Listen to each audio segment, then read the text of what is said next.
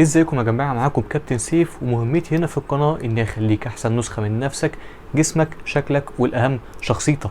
فما تنساش تشترك في القناه وتفعل زرار الجرس عشان ما يفوتكش جديد كل اسبوع. يلا نخش في موضوع النهارده.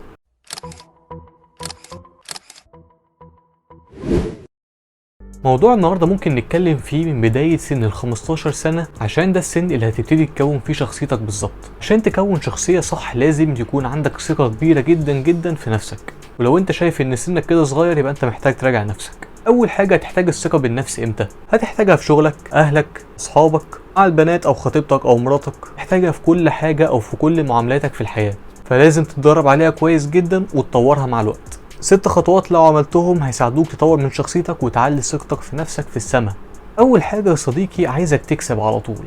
يعني ايه تكسب؟ نقاش، انت وحد دخلتوا نقاش مع بعض، الحد ده مش صاحبك او من اهلك، اكسب النقاش ومالكش دعوه بمشاعره.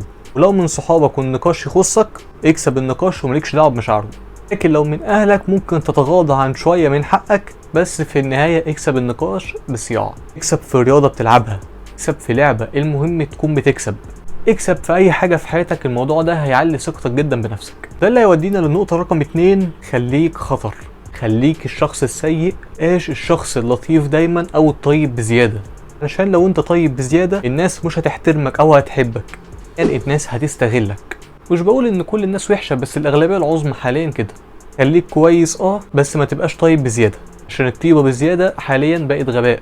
ثالث خطوة، نوع اوبشناتك، نوع مصادر دخلك، نوع دوائر صحابك، نوع صحابك البنات، نوع اوبشناتك في كل حاجه في حياتك، عشان لو حاجه طارت او حاجه عطلت او شغلانه اترفدت منها دايما يكون عندك البديل. عندنا بلان بي، عشان مش من اول قلم تقع وتعيط وتقول انا خلاص. لا، خلي عندك دايما بدايل لكل حاجه ولكل حد في حياتك. ساعتها لو وقعت مره هتلاقي نفسك وقعت على حاجه تانية فتكمل. هتلاقي حبيبتك سابتك، هتلاقي نفسك عندك بنات تانية صاحبها برضه. تلاقي صحابك سابوك، هتلاقي نفسك عندك صحاب تاني. خلي عندك اوبشنات كتير. رابع نصيحة معانا، ابعد ابعد ابعد عن الناس السلبية او الناس الضعيفة. لو عندك دايما صحاب ما بيعملوش حاجة في حياتهم غير ان هم بيشتكوا من الدنيا، سيبهم. ابوك او امك او حد من عيلتك كل وظيفته في الدنيا ان هو يحبطك او بيتكلم ان الدنيا وحشة ودايس عليه، سطح علاقتك معاه. الموضوع مش سهل في الاول بس صدقني يستاهل. خلي دايرتك دايما ناس نظيفة، ناس قوية، ناس قادرة على مقاومة الدنيا وصعوباتها. ومش بقول لك قاطع اهلك، انا بقول لك سطح علاقتك معاهم.